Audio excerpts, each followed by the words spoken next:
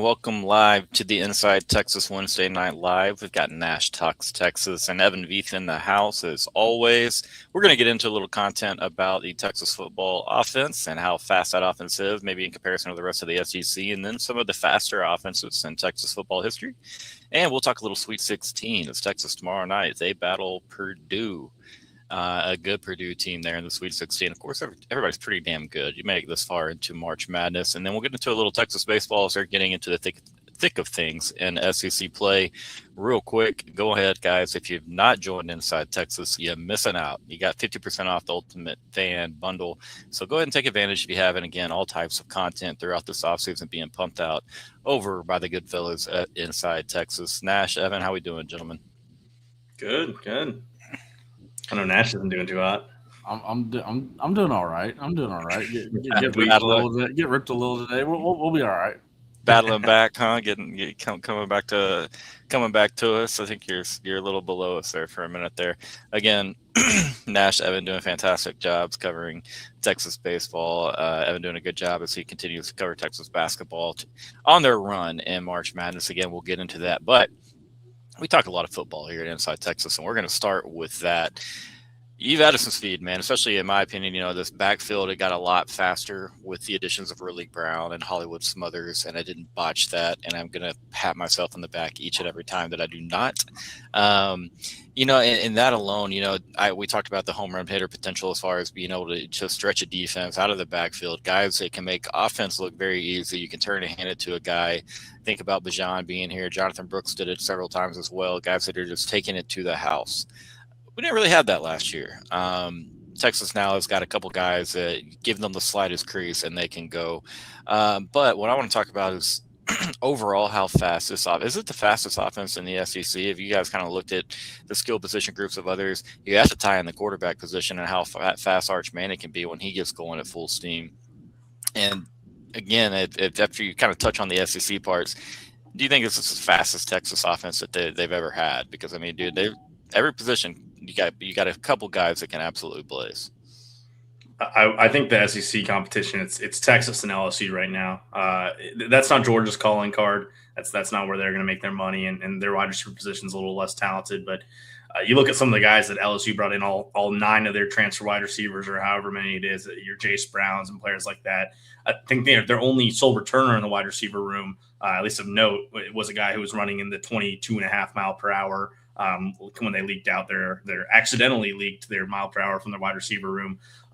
You pair that with Durham and Harlem Berry, Sam Levitt's really a fast quarterback. I mean, Trey'Dez Green's one of the most freakishly athletic tight ends you're going to see in college football. Like, that's probably the team that gives you the run for your money when it comes to just both like straight line speed, running past people, and also agility throughout the field. But Smothers and especially Brown really add that element that Texas didn't have last year.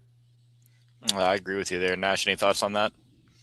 One, I could understand that Lane Kiffin might, you know, with him just firing off on Twitter so often, that could be a legit leak. But at the same time, knowing Lane Kiffin, that feels like a leak, you know, like a little bit of an intentional leak. But yeah, I hadn't really been paying too much of an attention to the rest of the league as far as how fast they are, but. Yeah, the speed, it feels like we have multiple Jaden Blues here.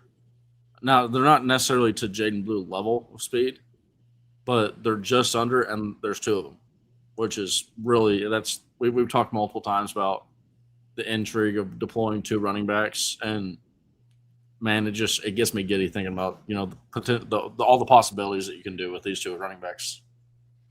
Yeah, man, that's my big thing because you can – I mean – in a dream world, like you have guys that obviously you can run your outside zone with, mixed in with some inside zone, maybe even some wide zone. Again, can stretch a defense, get to the edge, really make defenses move laterally a lot. It really stretched them out. Think of like old school Texas football, Mac Brown, Greg Davis. They'd come out there and throw 30 screens, it felt like, on the first 5 plays, which I know when you think about the math, it's pretty hard to do. And the defense from Greg Davis and Mac Brown would always be, we want to get the defensive moving sideways. We want to get those defensive tackles moving. And like, I completely get that. But Texas, their main installs in the run game so far seem to be wide zone, outside zone, inside zone as well. And so these guys are a lot better fit. Like, Evan said, Ash has said, to do those things, to really, really make a defense pay. Then you're able to get them involved in the passing game, man. You can get them out into the flats. You can leak them up the seams, because they both have good hands. Their ability to catch and make guys miss is good. And so they just, they become another receiver out of the backfield on passing downs. So again, curious to see how Sark uses them. You're thinking like, oh, you have two guys in the backfield, just naturally like, oh, what are we faking to one guy, handing to the other? No, he's very creative. He uses a lot of the motion and different window dressing, particularly when he has multiple backs that can get involved. Loves to get the guys out in the flats too. Think of the things that he did with like Jaden Blue, Bijan Robinson. Those guys that really, really had good hands, could really get out to the flats. Again, I'm going to bring up that the only touchdowns we scored against Ohio State in the Cotton Bowl, both same concept, getting Jaden Blue out there and just letting him run some NFL caliber Ohio State defenders into the end zone. Mr. Bennett, what's up, man? Thanks for being here as always, my guy. I was going to say you mentioned all those running backs that we had under Steve Sarkisian, Jaden Blue, Bijan Robinson, and Jonathan Brooks. Last year was the lowest point that we had in his running back rankings as far as 40-plus yard rushes. We were 26th in the nation. Or not 26th. That was 2024. Last year we were 77th in the nation. So like we were at the bottom of the league, and the ability to force long rushing plays. It's just this is a very welcome change to the Steve Sarkisian offense. Yeah, I think the number one I wrote about it earlier this week, because Sark talked a lot about the explosives in his presser, was 27 more 10-plus yard rushes from Brown and Smothers. And I didn't look specifically at 40-plus or the 25, 30, but clearly those are going to be more than Wisner and Baxter had. I don't know how many Wisner and Baxter had plus 20, but it was few. And you think about the times where Wisner was making people miss. It really only happened twice this year. It was against Oklahoma and A&M, which story of Trey Wisner right there. But Sark talked a lot about how, like, in a perfect world, everyone's schemed open and your fastest players are going everywhere, and that's all fun and games. But there's defensive coordinators, there's other good athletes you're playing against. But you need guys who can make people miss in open field, and you need to have plays where if you scheme them one-on-one, like, they're actually getting the better of a defensive back or a linebacker they're against. And I think you'll get that with Brown and Smothers, where the third option on a route tree is hey, they're playing man coverage and the other team's kind of bringing some pressure. Maybe you got a fifth or sixth man coming in. Brown has got a linebacker on him. We might be throwing it 2 yards in the backfield, but if everyone's crossing to the left and he's on the right and he only needs one guy to miss, that could be a touchdown. And that just wasn't on the team last year. Even Wisner's best runs, I think about like the A&M breakout run. Like, yes, it was a great run, made a guy miss, but he couldn't beat the guys downfield. So it was a 35-yard run instead of a 50 to 60 to 80-yard touchdown run that you might have hoped for. So those guys are going to make a difference. I also think, like, in the running back reserves, Niblett and Cooper, if you want to run more two RB stuff, obviously Niblett's going to be a part of that. But some change of pace Cooper, and maybe that shows up in Texas State and UTSA. That's another guy you can do it. Jermaine Bishop, I mean, they're going to find ways to get the ball in that guy's hands. He's blazing fast as well. So there is just so much depth on the roster when it comes to speed top to bottom. And even like KJ Lacey's got wheels if you're talking about a backup quarterback. So yeah, both sides of the ball, but really, Gordon, I'm glad this is the topic. Like, the offense is just so much notably faster with Coleman, Mosley, Wingo, as opposed to Mosley, Moore, Wingo, and then also the running back room, obviously. Yeah, I mean, again, like, people like speed's not just going to naturally just go out by itself, win you a championship, but I mean, it sure does help you when you've got speed every which way that you look on this offense. Again, you made the argument about LSU and Green and the tight end room, like that. He's faster than anybody we're going to have. But even those guys are some good athletes. Now, we don't have, like a Jermichael Finley type cat, a guy that probably ran what J. Mike ran, like a 4.6 or something coming out of the tight end room or something like that. But I mean, we've got good bodies there. And so again, yeah, the offense top to bottom is a lot faster. I see my guy Chris in there. What's up, Bubba? Good to see you in here. It helps, man. And again, a lot of our rivals like to clown Sarkisian and say, oh, it's just about getting the ball to a guy and letting him out athlete somebody. And it's like, well, as far as I've known football, it's like getting the ball to playmakers in space or finding a way to get them the ball in space. And letting athletes be athletes. You know what I mean? Like, you're not going to win on scheme on every single down. It's just not, like you said, Evan, there's good athletes on defense. There's really good coordinators out there.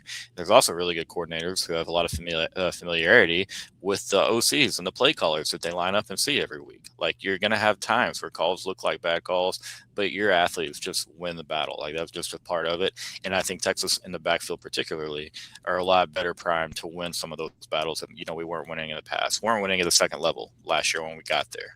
Look at that Ohio State game. You go back and see how many yards Texas left on the ground. Ran for 160. That O-line blocked maybe for a 220 yard outcome. But we just weren't making guys miss at that second level. And I'm not trying to pick on Seth Baxter, who was good then, and Trey Wise. I'm not trying to pick on those guys. It's just Texas is a little bit more juice back there now. And I think, you know, I mean, Sark knew that he had to have an upgrade there, and then he went out and he got an upgrade. So, I mean, it's going to be big to have. As far as this offense, you don't actually start talking, oh, it's as fast as any offense. Or if you ask that question, people are going to go back to the 2005 offense. Maybe you could argue, you could look at like the 2003 offense, which was super fast, but didn't have the quarterback, obviously, of a Vince Young in a 2005 Texas team. Is this one of the faster overall Texas offenses that, as far as you guys can recollect, there's ever been? I mean, as far as I know, yeah. I mean, this is because the other aspect that I may have missed it when I had to go turn some off real quick. Arch Manning gets a huge benefit from this. Now defenses they're going to have to sell out on the outside zone. It's not just okay. Well, like for example, like how Evan said, they get the first down, and then we're able to catch up to the dudes, right? Or we're able to cut them off. Now it's like we absolutely have to. We might have to, like, these are legit speed guys, and Arch Manning, I think he was half of our. he's either half or 2/3, or well, either 1/3 or 2/3 of our long rushing plays over 40 yards. So it's one of these deals where yes, this does feel like the fastest, to answer the question, this does feel like the fastest offense that I can remember, but this is really it takes Texas to a really dangerous level for defenses to defend us. I do want to shout one out, and the quarterback position puts it over the edge differently. I mean, I think clearly this year is better, but I mean, the offense you're trying to replicate, obviously, like the ultimate goal with the Sark team is let's get to 2020 Bama, and that's pretty much impossible. You look at those Bama teams, and it's 3 starting NFL running backs, it's 6 starting NFL wide receivers, a first round pick tight end, quarterbacks, whichever, pick your poison. They all start in the NFL, but you know, the 2023 Texas team is the offense you're trying to get back to, and Ewers gets blown out of the water by Arch, and I think Brooks is probably behind the other 2 guys you've got, but Keelan Robinson is your Ryan Niblett there, and that's a speed guy. Jaden Blue might be faster than both Brown or Smothers. I just kind of need to see it on the field, but you know, those are your parallels there. And then you're talking about JT Sanders, who was a really fast tight end. I think he's probably faster than Nick Townsend was, and I mean, A.D. Mitchell ran a 4.34. Right? Xavier Worthy broke the record. I don't think Wingo's record breaking. I think Mitchell's probably going to be a little bit faster than Coleman would be. Maybe Coleman's in the 4.44, low 4.4s range. So, I mean, at wide receiver, you had the fastest wide receiver. You had probably the fastest tight end since Jermichael Finley.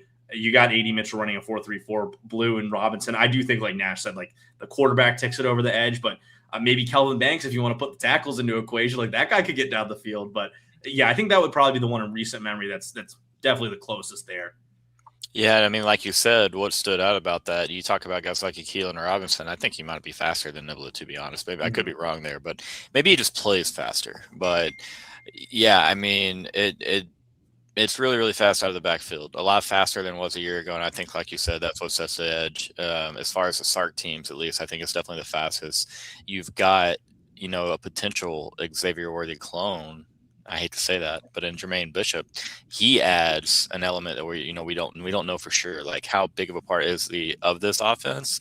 Do we get to see that speed? What does that speed look like? Is he physically ready? You know, I hope so, man, because that's just another tool that Sarkisian gets to have in the bag. And the type of athlete that Texas really hasn't had, under Steve Sarkisian, but then again, in a long time, because I think he's a little bit more defined as a wide receiver than some of your prototype gadget guys, but still has some of those gadget abilities. So really excited to see him. Guys, we're going to go to our first break of the night, hear a word from Mr. David McClellan, and we'll be right back in one moment.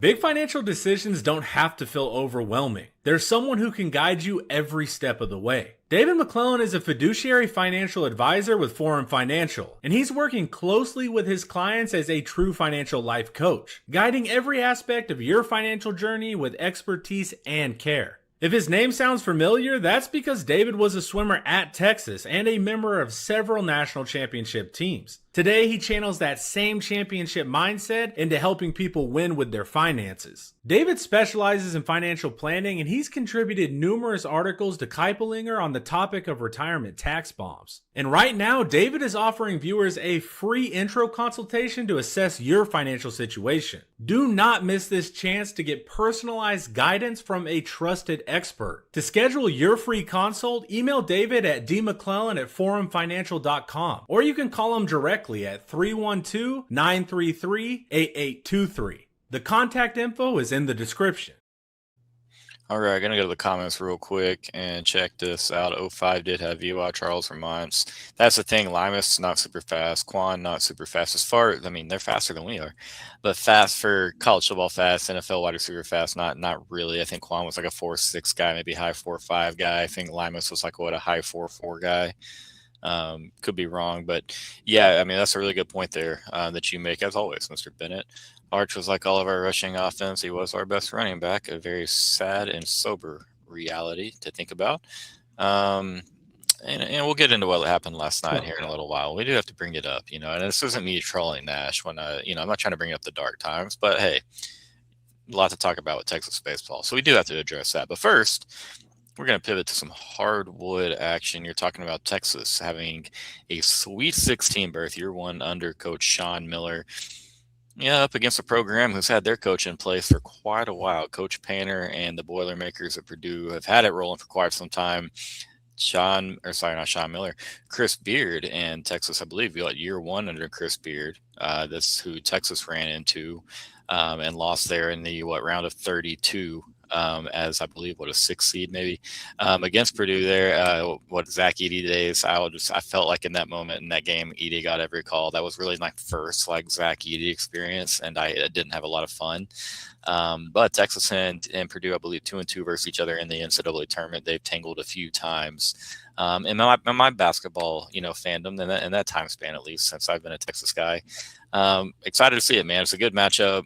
I won't lie to you. I was rooting for Miami pretty hard there as that game was going on. I thought that was a far better matchup for Texas. And plus, talk about Texas losing to Purdue in 2022. Texas lost to Miami in 2023, and it didn't feel very good. So I wanted a little bit of redemption there.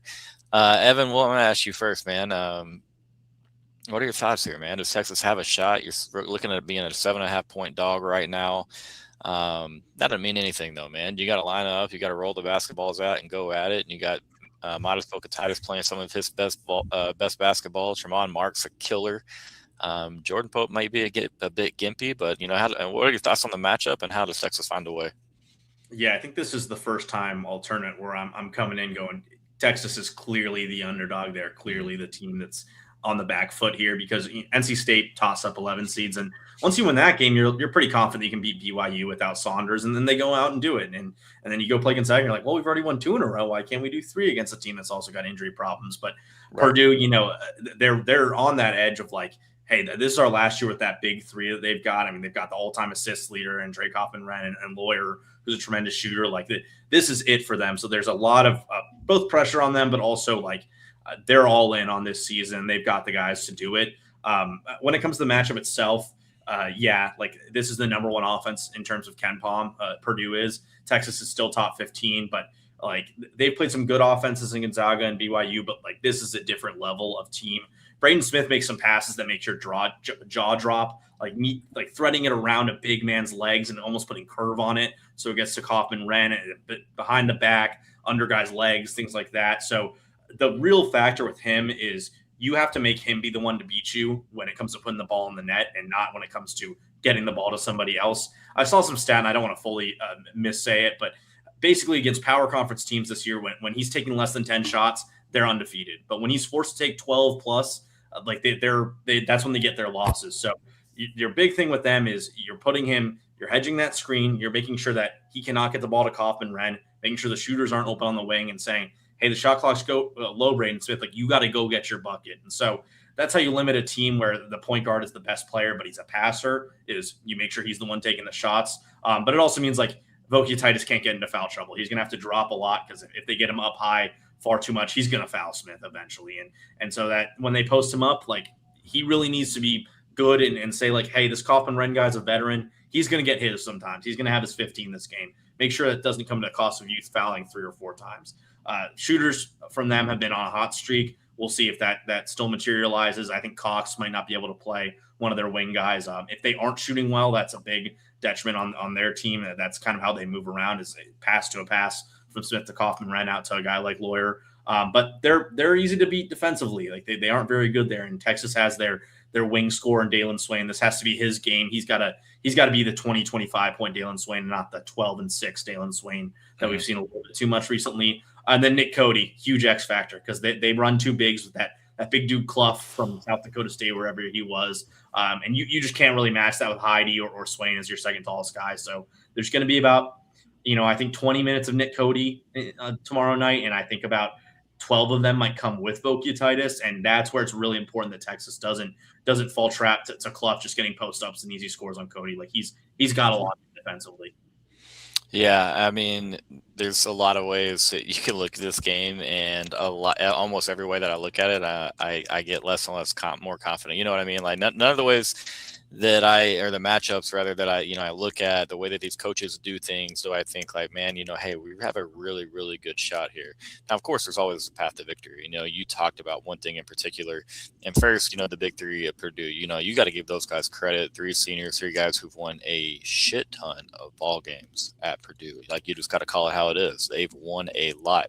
You've got Braden Smith, who is your point guard, runs the ship, the conductor of the train, if you will.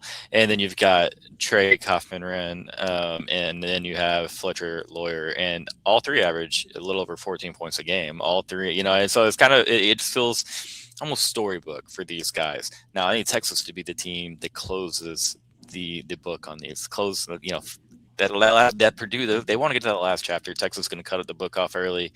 Hey, we'll finish it tomorrow night. And unfortunately for those seniors, there wouldn't be a tomorrow night. But it's going to be a very tall task. Now, you talked about making Braden Smith beat you as a scorer.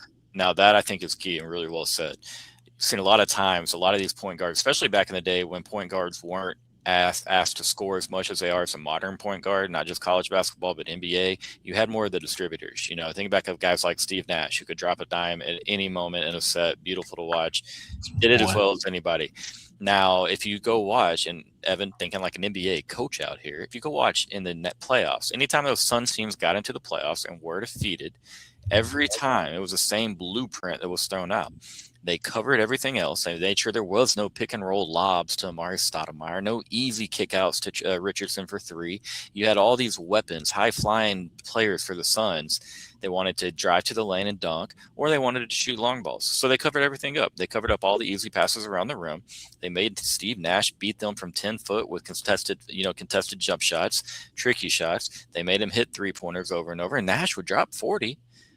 But then the Suns would drop the game, and that's all that ultimately matters, right? So, does Braden Smith go out there and score 35? Is that Texas's best chance? Like, maybe so. Maybe we can't get away with letting him score 35. But I wholeheartedly agree with everything you just said about it. That's my assessment as well. Make him beat you as a scorer time and time and time and time again, because he will beat you as a passer, and to do it like that. And he's really, really fun. I used to be a guy that tried to put a little cue ball spin on the basketball passes all the time. He's a little bit better at it than I was. He's a very fancy passer, man. He's as good as anybody in college basketball at it. So yes, I agree with you, Evan. Nash, biggest basketball fan of the 3 of us. What you got for us, man? First off, love you dropping Steve Nash's name multiple times there. That is just icing on the cake right here. But yeah, I mean, Evan stole my astute basketball knowledge take right here. Well, mine too. There were too many Montas. It feels like Montas. If we're gonna win this game, Matas is getting the golden basketball at the end of the game, right? Like that feels like the pretty much either that or Pope or Heidi just goes absolutely nuts from the three line, right? And they're just like they're doing the Michael Jordan or Sarah Graves shrug, they just can't miss, right? But it does feel like Matas and then also Dalen Swain. They just have to stay out of foul trouble. Because I think foul trouble is the key word here because it's not even fouling out. We need it to be where if we need them on the court, we don't have to worry about there's too many fouls on the guy, right? We don't need to worry about, keep mitigating the foul trouble with them. But yeah, this just does feel like one of those games that if we're going to win, you got Matas down, just dominating down in the paint. And then to like what Evan said, you're forcing the point guard to shoot. You have to. I mean, that's well said, Nash. Like Texas fouls a lot. Modest. Sean Miller is very vocal about it all season long. He is, and Mountain Modest might be the ringleader of the foul issues. That's okay. Now that is why Texas down there. Yeah, that's why Texas plays him in drop coverage so very frequently, and that is something that Braden Smith he performs pretty well against drop coverage. He tends to pick it apart at times. How does that matchup work? But again, no, Nash, you nailed it. You got to stay out of foul trouble, and it's like you said, it's not just fouling out. Staying out of foul trouble because we need you on the floor. Now, it was a lot easier last week or the round of 32 when Modest wasn't on the floor because, as Evan said, Nick Cody. What do we get out of him? Do we get another performance like we did? Do we get a dozen points out of him and a handful of rebounds? We even got an assist. He looked really good passing the ball out of the block. Like, looked really good passing the ball to slashers and cutters. Like, it was a solid performance from Nick Cody. Texas is probably going to have to have something similar to get over this hump and take down Purdue. But again, you're going to have a bench performance from Kendall Weaver where he comes in. He looks like the energy guy that he always is. When Kendall's on the floor, it looks like Texas plays with 7 or 8 guys. It has to be what it feels like for other teams because he's flying over on boards. You can't really make a simple inbound pass because the guy's sneaky at times. You just got to be really, really careful with him on the floor. And so we're going to need a performance like that. I do agree with you, Evan. You talked about Swain and needing him to score the basketball. Purdue doesn't have the guys on the perimeter to guard Texas guards the way that Gonzaga did. Those are two completely different type of teams. I think Texas is going to be able to win off the dribble out there on the wing, get the ball inside. Now, again, you got to finish. You got to make proper decisions from there. And that's something, you really can't account for yet. So what does that look like? Okay, I guess we're going to have to ask it. Chris, he wants to know, Evan, is Texas a Cinderella? There's been way too much discussion about this, in my opinion. Yeah. Why? I don't get why people care. I mean, no. Yes. Cinderella's. I do think it's reserved for more mid-major or low Big East teams. Because the idea is there's no conceivable imaginary way this team could be here. And sure, you could have told me that Texas would make the Sweet 16 before the season. I've been like, I don't expect it, but probably means Swain and Vokia Titus and Pope and Mark are pretty good. Which, what do you know? That's been the case so far. Yeah, I mean, it's just that they're the lowest seed, so that's why people are saying it. But I do think it's funny that people are overly embracing it and just shoving it in people's faces on Twitter. I made some tweet about how, if Texas made the Final Four, the fans are just going to be insufferable. It's this is our 6th sport. We're doing this better than these other teams who care way too much about it. And I'm like, yeah, they're just going to be terrible if they make it all the way. So Cinderella, probably not, but it is pretty funny. Counterpoints. 1, Texas has never made a finals in the NCAA tournament in men's basketball. 2, if you were listening to Sean Miller's press conferences a week before the tournament,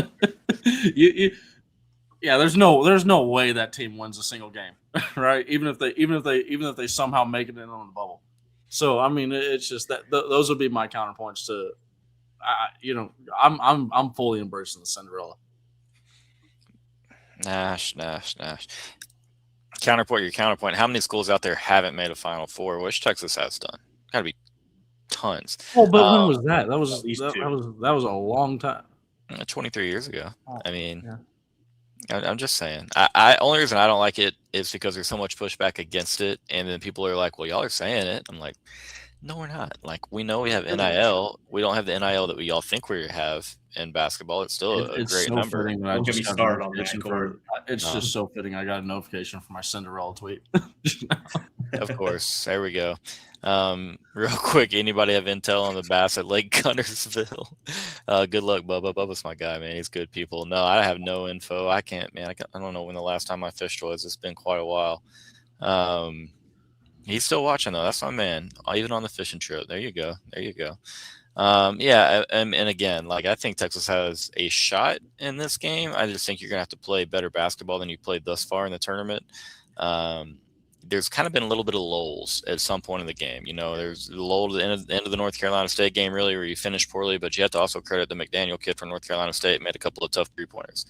You have the BYU game where you don't really lock in very early. Same thing for Gonzaga. You know, you weren't really putting the emphasis on getting the ball inside until you came out of that timeout. I believe it was 28-20, you're down, and then the game kind of changed after that.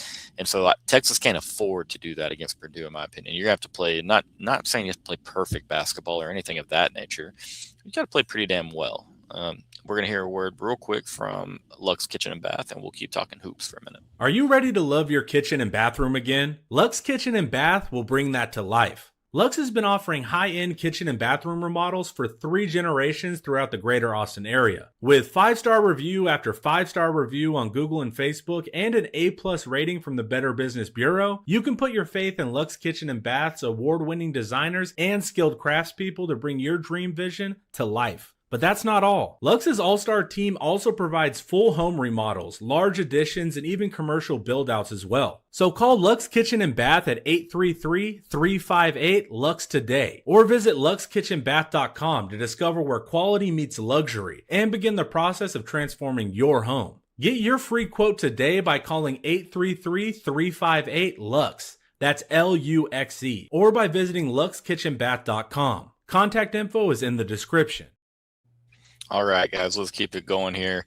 Evan, 10 times Texas and Purdue play on the hardwood. How many times is Texas winning? 10. No. Yeah, 10, baby. 3 to 4 range. I mean, one part we haven't talked about is it's 2 teams that like to do their slow half-court offense. So, like, it's gonna be one of those efficient scoring games, but not like a crazy over. Both teams are in the 80s game. It's probably going to be in the 70s for the winner.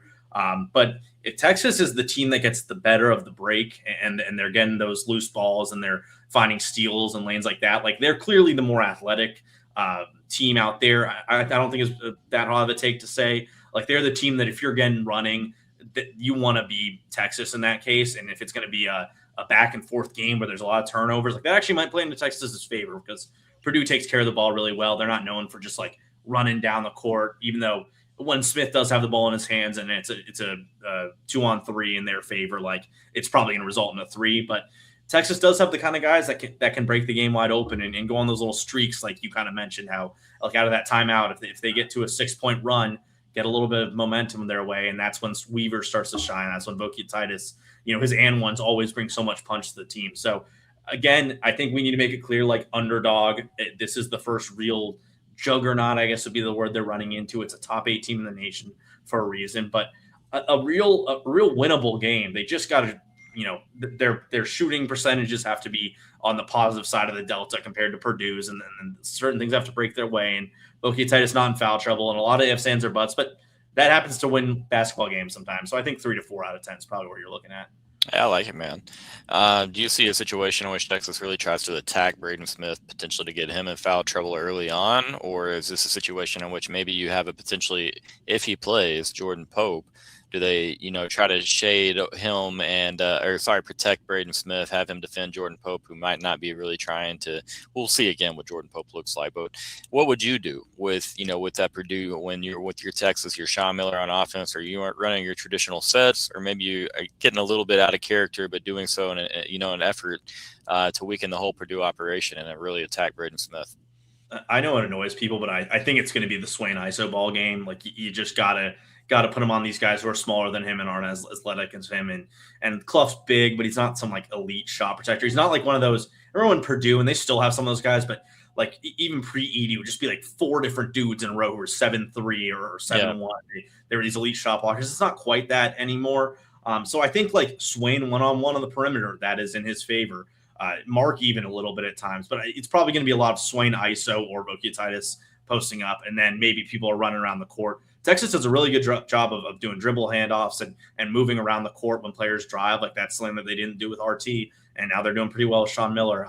And I do think that the matchup on defense is you put Mark on Braden Smith because the 2 and 3 for Purdue aren't the tallest players, so you can get away with Pope being a little undersized against a guy. You can always get away with Weaver usually. Yep. But Mark, who's probably 6'5", 6'6", against Smith, who I think is about 6'2", 6'3", like those longer arms are going to be a beneficial matchup for them to have right there. I fully agree with you, man. Well said. We talked before about how Tim Floyd defended Kevin Durant and DJ Augustine, Damian James, Justin Mason, that really, really good young talented Texas team. They kind of really went for DJ Augustine. They had a longer defender on him. They trapped him. They doubled him at times. They picked him up at full court. They really made it about throwing him off kilter. And again, I think Texas needs to be of the same mindset in this game. I would love to see Tremont Martin match up on Braden Smith. Nash, you got any X's and O's in your scheme? Anything you need to see out of Texas here? Shoot the ball into the bucket. I know that's just extremely high level. And then crazy thought here on the defense. Don't let them shoot the ball into the bucket. Wild takes here. I know. Hey, TNT, I'm available I'm available. Call me, baby.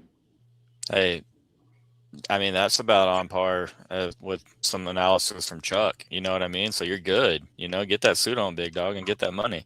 Michelle says, big test. We did get a lot of help with injuries to Gonzaga, but Swain hadn't had a great game yet. Yeah, and Gonzaga was at one of their big dogs. Purdue has their big three, and they are intact. I do like Gonzaga. If they were fully healthy, it's probably a little bit better than BYU. Again, Painter's a guy that for such a long time I didn't really have respect for just because he really couldn't get deep in the tournament. I feel like his team's always bowed out a little bit earlier than they should have. But here in recent time, man, what you just say, Evan, he always has the right personnel to do the things he wants to do because they've been running the same system, it feels like, forever. They normally have a really, really similar makeup. They always have a point guard who's a really good distributor. They always have a big guy that can block shots, can finish around the rim. You can run your offense through him at times. He can put his back to the bucket and finish and score.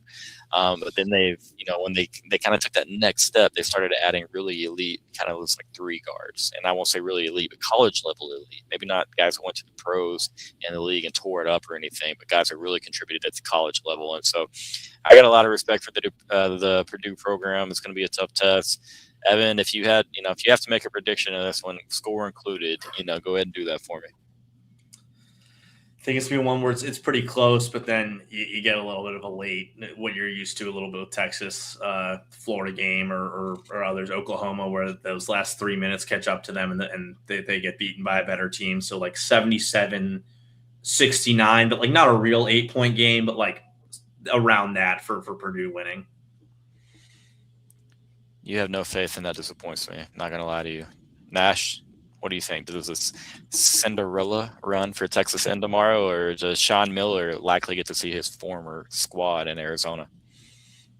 See, I'm kind of with Evan here, except for I get the feeling that this is just going to be one of those games where Texas is just right there, right? Like we're down like 4 or 5 points at the end, maybe 3, right? Like just enough to keep Texas fans really just, keep their hearts racing throughout the entire game, maybe kill a few fans in the process. But yeah, I don't know. Just listen to Evan. I don't have much faith. Evan's talked me out of any faith I have us winning the game. Yeah. Congratulations, Evan. I said baseball's losing to Auburn, so I guarantee you to win. Technically. I guarantee to win on Friday night, and that happened. So, yeah, I was feeling real good about that. Texas is winning. I don't know how it happens. We find a way. It doesn't make any sense, X's and O's wise. Purdue's pretty dang good. And, I mean, again, I think we've got some square pegs and round holes. It's year one under a new coach. But again, you got to love the boys and love the fight that they've shown. They never quit. And then at the same time, they have a couple killers when it comes to shot makers, guys that can really step up in big time moments. Jordan Pope's health is going to be pretty pivotal. How healthy is he? What can he do? But I feel Texas is going to get really positive minutes again from Kendall Weaver, of course, and then Nick Cody. I don't know how. I don't know the score, but I'm one of three. Texas is we're moving on. Texas Bippity boppity boo, baby. That's our three. Bippity That's our boppity 1 boo. 3 to 10. That's our what? That's our that 3 to 4 out of 10. We're right in that 33% right there. There we go. I mean, you brought it. You spoke it into existence. It had to be done. Texas has a shot, man, but they are going to have to play good basketball. I don't think we can get behind this team very much. And again, you'll probably know really early how things are going to go, just depending on how things look inside. Can Texas get inside, win matchups out there on the perimeter? But again, 10 minutes into that Gonzaga game, I didn't think Texas had a chance, to be honest with you. And then all of a sudden, the desire to get the ball inside became very great for Sean Miller and the fellas. They ran that offense through Vogue, and they passed the ball really, really well out of the blocks with couple double teams, and then you got good bench minutes, and Texas found a way. So there is a chance. That's the cool part, man. I'm excited for it. My live tomorrow will be reacting to the whole game. I'll be going live right before tip-off. We'll stay live through the final whistle. We'll give a couple of thoughts at the end of the game. So please hop on in here, share some thoughts with me. You know I'm going to say some absolute stupid stuff. I'm going to react like I normally would to it. It's March Madness. I'm not holding anything back. So, yeah, come spend tomorrow with me in here. I'll be live probably about 6:05, right before I think it's a 6:10 tip-off. So, yeah, Sean Miller, greatest first season Texas basketball coach has ever had. Didn't expect this type of run. There's times where we're on that 5-game run in February, and I'm like, hey, this team could go win a couple games in the NCAA tournament. And then there's times at the end of February and beginning of March where I'm like, we don't deserve to be there. And so, again, it's been a fun ride for these guys. It's been frustrating at times. It's been really, really fun at times. But, man, any final thoughts, Evan, Nash, before we talk about a little Texas baseball, guys? Anything else hoops-wise? I think we covered it. I think we did, man. Y'all enjoy watching the game tomorrow. And, again, come spend it. If you throw it on the TV and pull up the phone and get in here in the chat, have some fun with a bunch of Longhorn fans tomorrow here on Inside Texas, guys. And Evan will be writing about it as soon as that one wraps up, I'm sure. But all right, let's talk some Texas baseball. Again, I thought with the way that the Ole Miss game went the Friday before, I got on here and guaranteed a Texas win on Friday night, and I felt really, really dang good about it. Me and a bunch of flag football parents after practice went and grabbed a couple of drinks, talked about the scheme and having some fun, and then I just see one dad where I'm watching the game too on my phone, but I'm the one talking, and one of the dads was watching on his phone, and I just see him take his phone and he slams it face down a lot harder than he probably should have. And I was like, no way. He was like, you'll never guess how. And I was just the stupidest of ways, dude. I mean, I'm not trying to talk bad about Aiden Robbins, but just it's baseball. Of all the players I expected that to happen to, it's not Aiden Robbins. It's baseball. Hate to say it, but it's baseball. It is baseball. It's a cruel sport. I tell people all the time, a line drive at a center fielder is one of the toughest things to judge in all of sports, not just baseball, in all of sports. There's such a split second, and every step that you're taking matters so much right there. Again, not talking bad about the kid, just a crazy moment, really wild moment, obviously, with Auburn being at home, being able to walk it off right there. But, hey, how about Texas? And, again, if y'all have any comments about that game, feel free to it. I'm not going to sit there and comment about it. A, because I didn't get to watch all of it. B, because it sucks to talk about it. But talk about the guys standing up on Saturday, going out there. Again, it almost went awry late, but going out there and being able to get back up emotionally, not an easy thing to do in sports. You have a game that you feel really, really good about. You have a very emotional, very intense finish, and then you have to get right back up the next day, get back on that horse, restart the juices, get everything flowing again. People don't talk about, and again, if you played, you've been there before. You probably had that experience. Hey, but Texas got on the road against a top 5 team, found ways to hold on and win Saturday, hold on and win Sunday. What were the thoughts and takeaways, fellas? I just have a couple things to add to the Aiden Robbins story before I hop on Saturday. And I'm sure Evan will be able to attest this. If we're playing that game at the Dish, I think Aiden Robbins fields that ball cleanly. There's a difference between fielding on the turf is bouncy. And I think Aiden Robbins I think that's one of those moments where all the times that he's done, in and out and all the way through the fall, all the way through the spring. Yeah, they did get some practice in the Round Rock Express Stadium. But one, that's still not the same playing surface. Every field with grass is going to be different. But I feel like, he just barely comes over the top of that ball. And then two, what I love to see about that was you get to see the insides of the dude, right? He doesn't just start throwing a fit, pouting, or anything like that.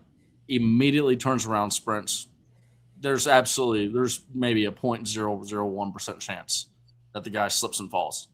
Right. But Aiden Robbins runs back there, dead sprint, just turns, chunks the ball in, and then Adrian Rodriguez does the same thing. I love to see other guys did not give up on the play. It just they went until the very end.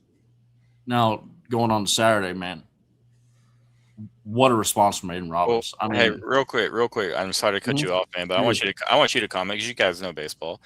But you saw a social media uproar. You saw a lot of people complaining about Adrian Rodriguez and the throw that he made off from the cutoff into home plate because the run had already scored, and you had Auburn players all throughout the backstop, all around the batter's box, home plate. Obviously, it doesn't hit anybody. Nothing happens. But so just for those who didn't see it, just so you know, Rodriguez fills the cutoff from outside of the infield.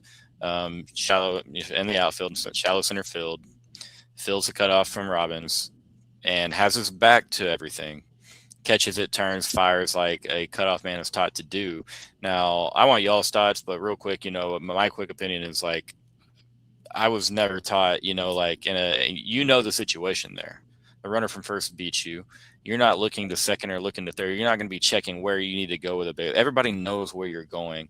So to me, it just shows how proper Texas is coached. That they, for one, like you said, Nash, they didn't give up on the play, and B, that's proper baseball technique for your cutoff guy. And for people to say that the young man should be basically pelted in the back, some said in the head the next day, it's insanity to me. But I want y'all's opinions. Y'all are big baseball heads as well. I mean, you have to do what Adrian Rodriguez did. Like if you don't, you're gonna hear it from the coaches about giving up on the play. You look at where the ball went. The ball went straight to the catcher. It's not like he was throwing it into the crowd. Right. Now, there might have been a small part of the crowd that was around the catcher, but I would argue, as I did on Twitter when it happened, this is not a walk-off home run, right? Like the ball's in play. Right. They're on the field. Like they're not supposed. The players are not supposed to be on the field. Like Greg Swindell made a great point about how technically, and I didn't want this to happen. We're not asking for this ruling to have happened, but technically that run's not supposed to count because there's players on the field. They're interfering with the play technically, right? And how many times do you see guys who the ball's still in the field of play and guys are leaving the dugout early because they know exactly like what the outcome is going to be. They know, hey, that really can't get there in time, this and that, and that's what you saw. You know what I mean? It's not like they were doing. I would argue. You'd seen two players already slip in that infield turf already. Yeah. It's one of those deals where, man, baseball's such a random sport. You don't know if that dude turning around third base is just gonna maybe his legs go out from underneath him or whatever. That's the exact reason why you have to go and try and make that throw in. Now, I mean, the throw's 3 seconds behind that guy actually crossing the plate. But to me, it goes to the irony of a lot of the same people that were sitting there ragging on Adrian Rodriguez. They're the same people that would praise a football player for playing through the whistle, right? Because that's what you're supposed to do. It's just one of those adages. To me, it's just you don't quit until the thing's completely over, until you know it's over. And to your point earlier when you were opening on this. Adrian's back is turned to his back is too. He doesn't even know that they're on the field yet. He grabs the ball and he throws. I would love for people to go field a baseball, and because they say that he had turned around to make the throw and he saw that they were on the field. I would love for you to have already made up the decision in your mind that I'm turning around and I'm throwing this ball to Carson Tenney where the home plate is. You've practiced enough baseball. You know the general area. You're just trying to throw it to the home plate. For the second, in that split second to go, you know what? Nope, I'm going to hold on to the ball and not throw it. And also, I would love for people the second that ball gets by Robbins, it was berserk in there. You know what I mean? I doubt he could hear much of anything. He knows because of baseball. Like, again, we all knew the moment in the situation. The second that gets by, the only hope we have is for a relay at home plate. And so, like you just said, his mind had been thinking that, his body's getting ready to do that. And then, it's a snap second where he's going to like catch, hold, pause. It just didn't exactly work like that. Evan, any thoughts there, man?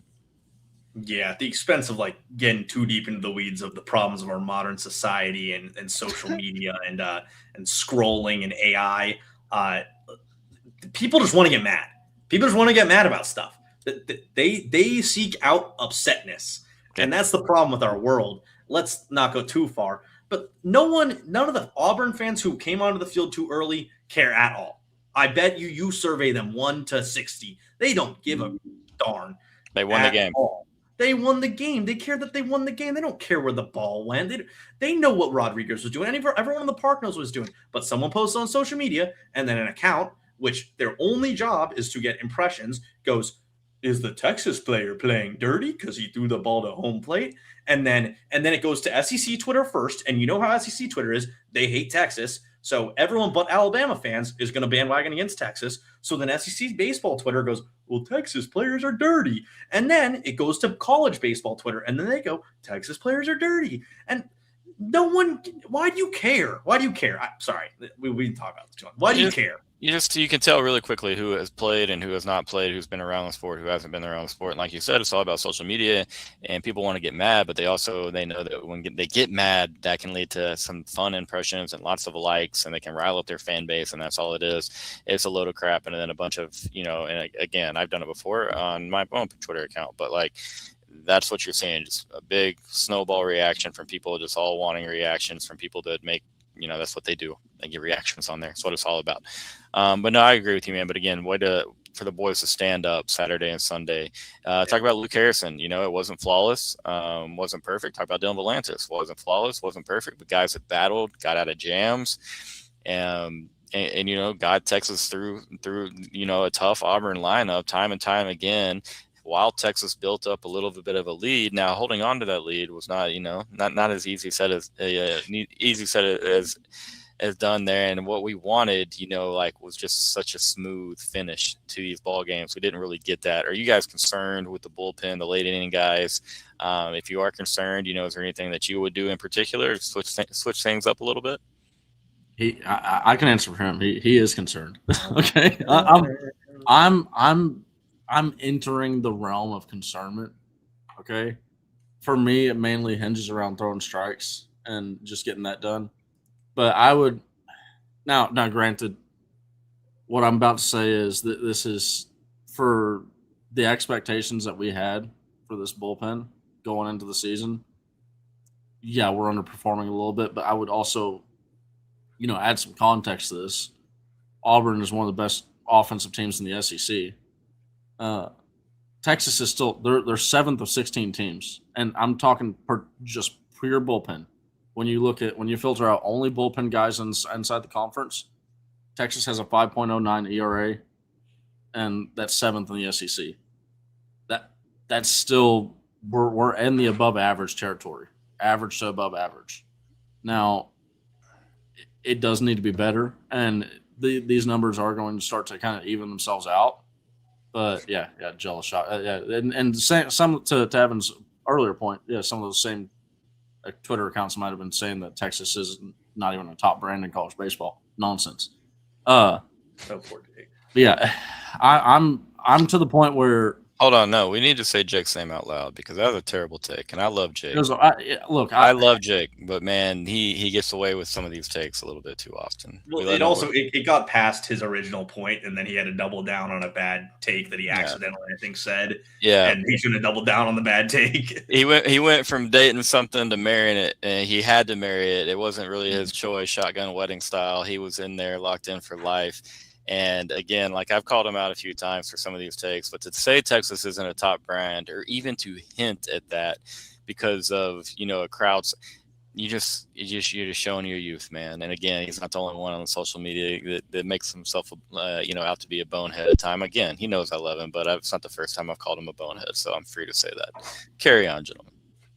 Well, I mean, yeah, now we're already deep in the weeds on that one. I would just add on that Texas, it's not, when you talk about the capacity of Texas's stadium, we're actually selling it out most of the time, or as is. And this is even against some of these lesser opponents. We're getting really close to, I mean, our capacity is like 7,200. We're bringing 6,700 in the midweek games versus Charleston State and all that stuff. So, I mean, Didn't want to bring it up, and you brought it up. It's not like we're not showing up, but yeah, I'm to go back to the bullpen point. I just need to see more strikes from guys. I mean, I'll say this. I was talking with Evan about this when we were leaving the media availability. A guy like Thomas Burns, he's throwing 48% strikes, and I'm not trying to single him out just to bash on him because he gets enough of that on Twitter, but he's a really, really good reliever, and he's still we need him to be the reliever that he can be. It's not like some of these other guys that they're giving up a 300 batting average against. Thomas Burns is opponent batters are averaging a 143 batters average in the SEC competition. It's just, dude, you just got to trust that stuff and get it inside the strike zone. Yep. Because one, it's I don't care how many times you go in the cage to face it, it's hard to hit 97 plus miles an hour. It really is. And then when you add in a changeup that can drop down, that can go down 20 miles an hour difference, I mean that you start changing up speeds that level. I don't care what mile per hour you throw, whether it's 91 going down to 71. I mean, that's some elite stuff. And then throwing an 89 mile an hour slider that gets up to 92. I mean, that a breaking pitch that goes 92 miles an hour, that's just not fair, right? Like that's big league level stuff. So, I mean, you said it just comes down to trusting it, man. He's just got to trust his stuff, trust his defense. He has a defense that can go out there and that's going to get him outs, get him work it. And then also, I mean, sometimes the opponent, they're going to touch the ball, right? But you just got to have faith that if they hit a line drive, that it's just not going to fall into the gap, because that's the other part of hitting. We have had some moments where we get some good contact on offense on our side, but the ball's just going straight to the outfielders. You just got to shrug it off and move on to the next one and try and do the same thing, but get into the gap. That's a good point, man. Go ahead, Evan.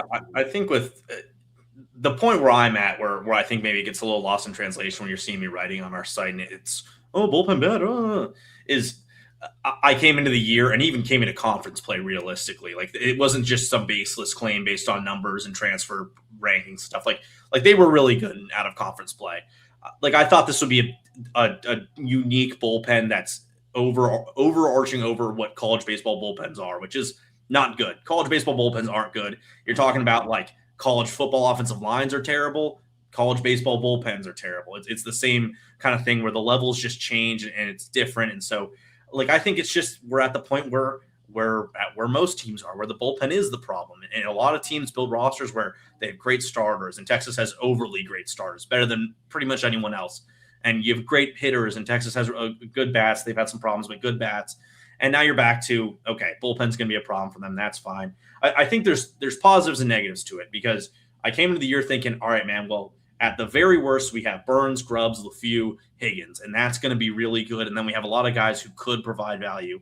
And of that group, like, I think Grubbs has been good, just having a lot of more runs scored than you might think based on how well he's been pitching. And he's got a lot of those shitty situations where he's just getting thrown in, and it's not really his fault that there's runners on. And LeFew's been great when he's been in. He went up, probably won too many batters on Friday, but he's been great. But it's the fact that Burns and Higgins have been so bad that you're like, well, I thought they were going to be our closer and our lefty specialist. Schloss joked about it today. Like, Higgins was the most sought after lefty reliever in the country, or not the most, but one of the most in the transfer portal. And then suddenly he gets to Texas, and he was putting him in a little too much for those bases loaded situations. But then he comes in with the bases empty and gives up a walk and a homer and like another hit.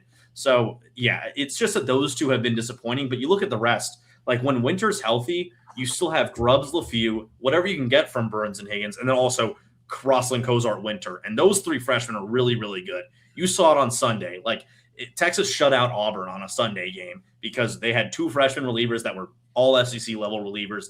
that day. And if you have 5 relievers in the SEC with 3 really good starters and then a lot of like potentially plus guys, you're way better than most teams, and you're Omaha level at that point. And that becomes a strength. So if Winter's healthy, I mean, South Carolina should be a series where Texas easily wins, but you're looking past that when he's going to be fully good to go, and maybe Burns and Higgins have gotten some positive reps. I do think that the bullpen, like Chris is asking in the chat, like I do think they can get it together, but it is clearly a problem, and it's hurt them in these midweeks, and it hurt them on Friday. And I think Schloss has made some bad decisions that he's starting to slowly not do anymore. He's starting to hook them a little faster, which like that's what burnt them against Ole Miss. That multi-inning stuff does not work for Burns, and I think you have to know that. And I think he has to be a 9th inning guy or a high leverage 8th inning guy, things like that. But trust who's working. Trust with the players that are putting up the good stats. And right now, that's Crossland Cozart, and when he comes back, it'll probably be Winter. And I think tomorrow night that's going to be Hayden LeFew. Like if you can get 7 from Riojas, I think it's just going to be 2 from LeFew, and you hope that gets you enough runs for your offense to score, which I think if Rojas is going through 7 and LeFew gets you 2, that's 2 runs max, most likely. So, yeah, you're getting it. Go ahead, Nash. I think one of the issues, too, when you're looking at this is where really all the concerns really come from for the bullpen is the walks. You just cannot allow free passes. And you look at the majority of the earned runs that we've given up in these games that people have an issue with the bullpen in. It's because we've walked guys. I mean, that's the entire reason why Max Grubbs is coming in, like Evan said, with just a crappy situation. There's runners on 2nd and 3rd, right? He came in, and honestly, he came into the Houston game and did one hell of a job where he's inheriting a 2-0 count, right? And he goes out there and gets Texas out of a jam real quickly. It's just one of these deals where you look at it, we have got to throw strikes and stop walking dudes. And then I think even more frustrating is the Ole Miss game. I at the very least when we throw 4 pitches for balls, I can say, you know what? I can give props to the batter for laying off that pitch, right? Laying off all 4 of those pitches. Whether it's a 3-2 count, whether it's a 3-0 count, whatever count it is, right? I can at least give the batter props for not swinging the bat. When you hit the batter 2 times in a row, that's a problem. You cannot give guys a free base on 1 pitch. It just can't happen. And you can't do it multiple times inside of a single game or a single inning. And that's really where, if you look at it, like I'll have to go back and look at all the numbers. That's pretty much the only time that teams are ever putting up a crooked number on Texas. So if we can get to where, hey, we're starting to throw strikes in, we're starting to, do it. It's like the dominate the strike zone, the Max Winter, motto that he has. Man, if we can do that a lot of the problems that we have with this Texas bullpen, that fans have with the Texas bullpen, immediately get solved that quickly, and the ERA starts to jump up, right? Not jump up, but go down. We're starting to get better on the ERA in the rankings department. But for me, I think one of the issues that Texas has had that's gone under, because the bullpen is just the fun. That's just the fun thing to critique right now. For me, the problem is the bats. Ironically, Tenney, who was the worst hitter that we had of the main starters, and I say worst hitter, worst for average, right? He was hitting in the mid 200s. Now he's batting 333 since the start of the Ole Miss game. Aiden Robbins behind him is 313. Ashton Larson is 300. Jaden Duplantier, Gumbo, he's 286. Borba's batting 265. Then you go into these are 4 of the best hitters that Texas has. They're all in the 1 through 5 lineup spot. Anthony Pack Jr. is batting 167 since the start of Ole Miss. Ethan Mendoza, our leadoff guy, is batting 161 since the start of Ole Miss. Adrian Rodriguez is batting 129. Temo Becerra is batting 107. That's the problem right there. You cannot. You have got to get better at bats from these guys. Where if they're not getting hits, they're getting walks. And we're starting to see we started to see a little bit of that. Ethan Mendoza had a pretty decent game versus Houston. Nothing amazing, right? But it was a nice trend in the right direction. But we have got to have our bats start to heat up, because right now our bats are ice cold, and not only ice cold, but they're ice cold in the front part of the order, that's not what you want. No, I agree with you, man. I think you're right on the bullpen. You're right on the lineup. We're good for putting up a crooked number, at least, like once a game. Sometimes it's a really, really big number, and we're breaking through for 3 or 4 or 5 runs. Again, I think you got to hit better. You got to be more patient at the plate sometimes. But for me, it's not just a matter of like, hey, don't walk guys. You know what I mean? I think sometimes when contact's being made, like we're not making really just good pitches. I mean, 97 is hard to hit, right? Nash, you just said that. It's a hell of a lot harder to hit when it's located properly, when you're working the corners of the plate, when you're working at the knees, when there's a guy that can't handle anything high and inside. You know what I mean? So that's a combination of all those things. You got to put the ball over the plate, man. You got to locate pitches properly when you are throwing the contact. You can't just serve meatballs up. These are college hitters. They've been trained for their whole lives nowadays. They're going to rake the baseball. All right. 97 can be touched. A lot harder to hit low and outside, down and in. Y'all get the point, So good points, Nash and Evan. Man, you got to hit the baseball. You have a lot of guys that need to step up, and that was the thing. As you see a lot of these guys crushing the ball throughout non-con, and then you get into conference play, and it's like, okay, you want to see what they do here. Plenty of time for the youth in the bullpen to continue and improve. Plenty of time for these guys to figure some things out. They're just doing so against really, really good competition every weekend. So that pitching's not going to take a break this week.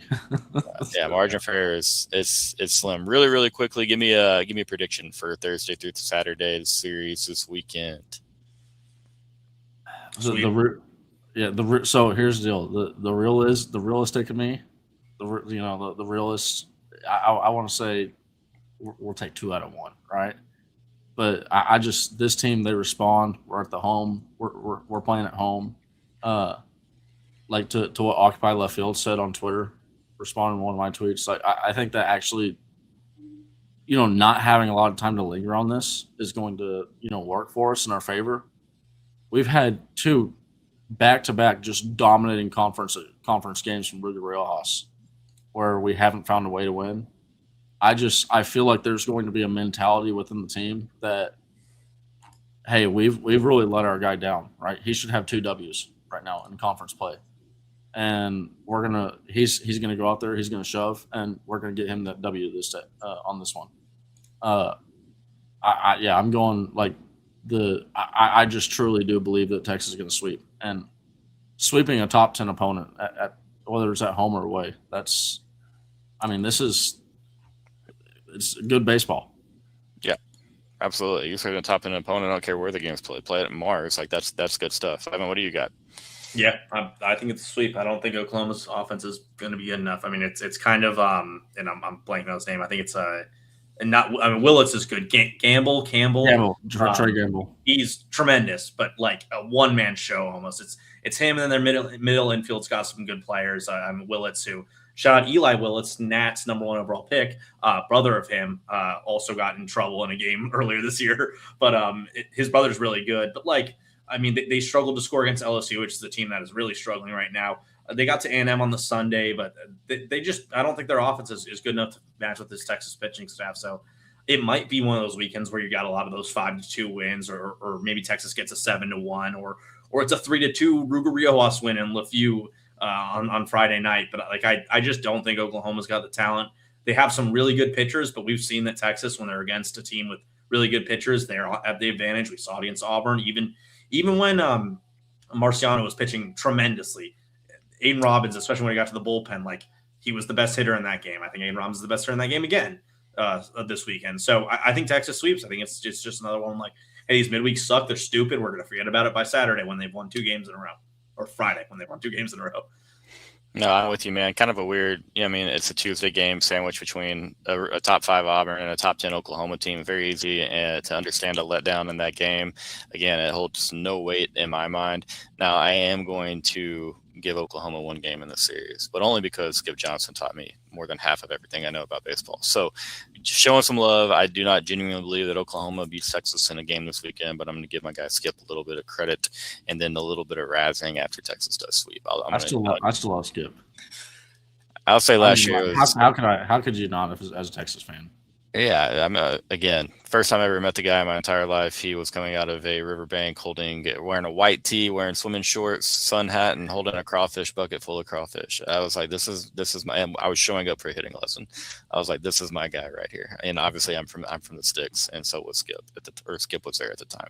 But a lot of fun, man. I'm glad we got to talk a little football. Obviously a little basketball, a little baseball. You got Texas baseball, Texas hoops in action, Texas women in action for the Sweet 16 and the Elite Eight potentially this weekend in Fort Worth. So hey, if you're in the area, if you're any of it, go check some stuff out. Texas hoops is in San Jose. Then the ladies in Fort Worth, Texas baseball at the Dish. Called y'all Evan and Nash. There we go. Evan, Nash, thanks for doing it with me as always, my friends. And y'all are watching, y'all are in the comments. Appreciate it. Y'all throw a like on the video and then go see the good work over at Inside Texas when you get a moment. Take advantage of that 50% off Ultimate Fan Bundle. Thanks again, guys, and y'all have a good night, and we'll see you tomorrow.